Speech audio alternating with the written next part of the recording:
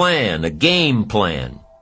It's ironic how we all understand the importance of mapping out a strategy for a football game or a basketball game. Not one professional team in the world begins a game without a complete strategy. But few of us take the time to map out a strategy for our lives, a game plan. But it's important. Here's the first rule for your game plan of life. Don't start your day until you have it finished.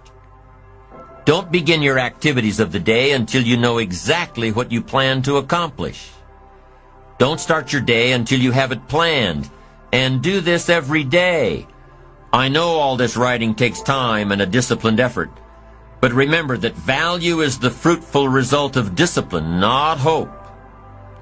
Once you've mastered the art of planning your day, you're ready for the next level.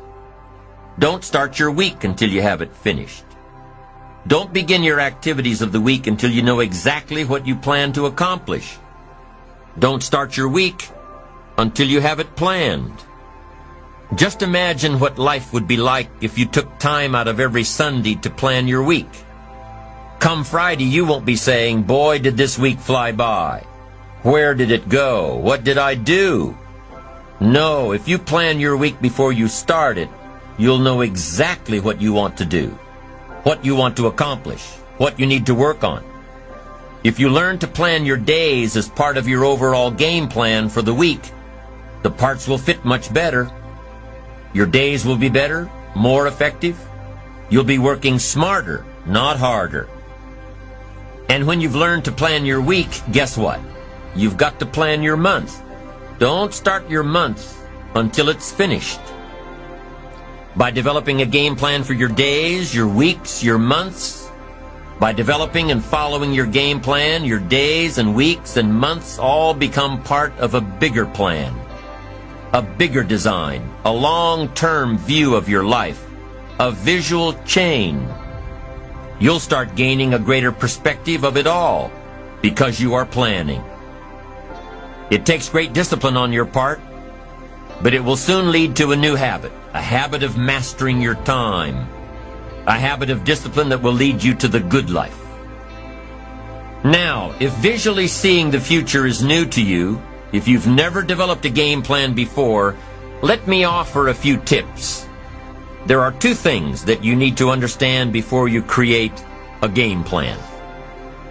Number one, a game plan, a visual chain of your future, is like a spreadsheet.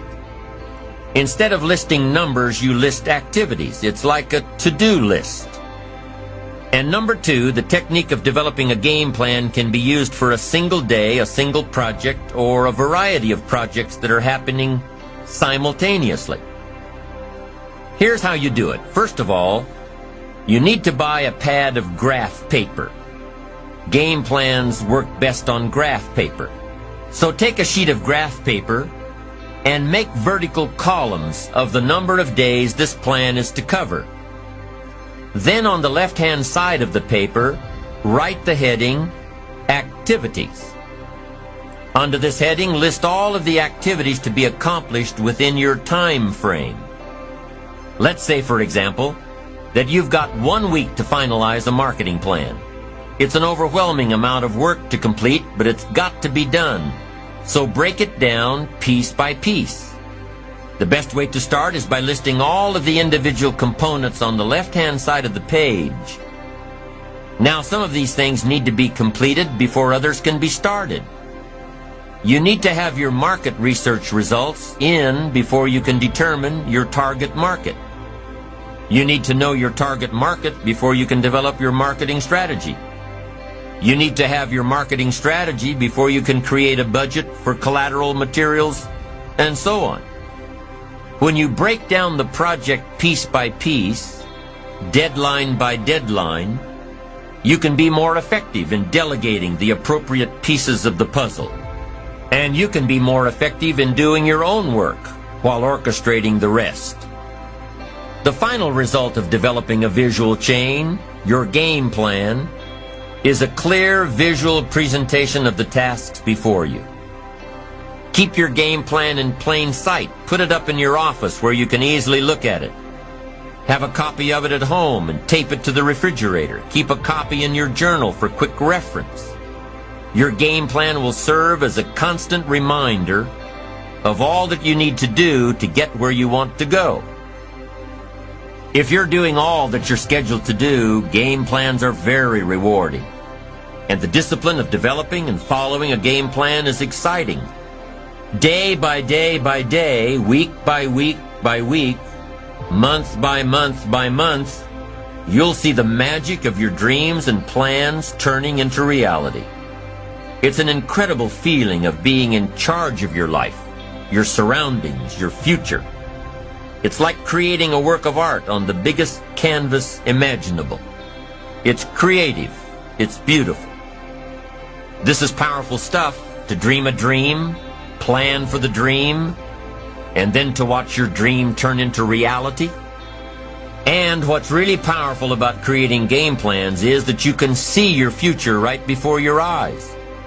So on those days when your energy isn't up to par, your enthusiasm is a little low, your ambition isn't pulling you, and your attitude isn't on the high side, on those days, use your game plan to see how far you've come and take time to realize just exactly where it is that you're headed for.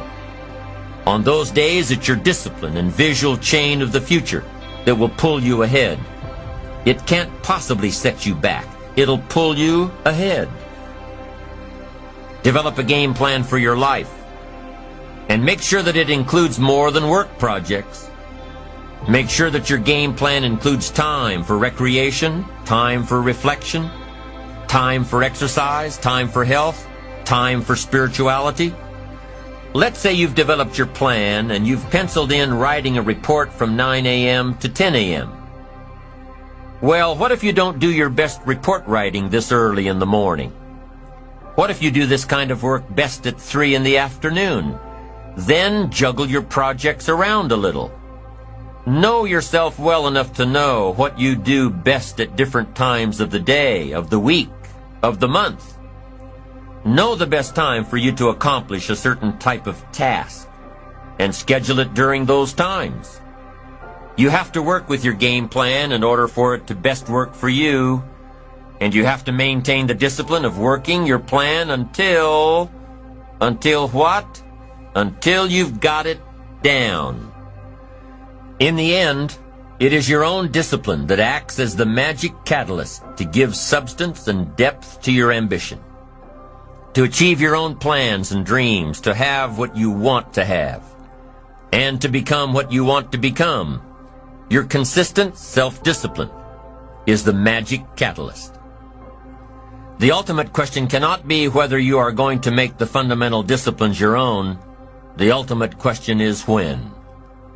With the intense and consistent application of worthy disciplines, we have the individual and collective capacity to change ourselves, our incomes, our attitudes, our lifestyles, and our effect on other people. We can change opinions, we can change leadership, we can even change the direction of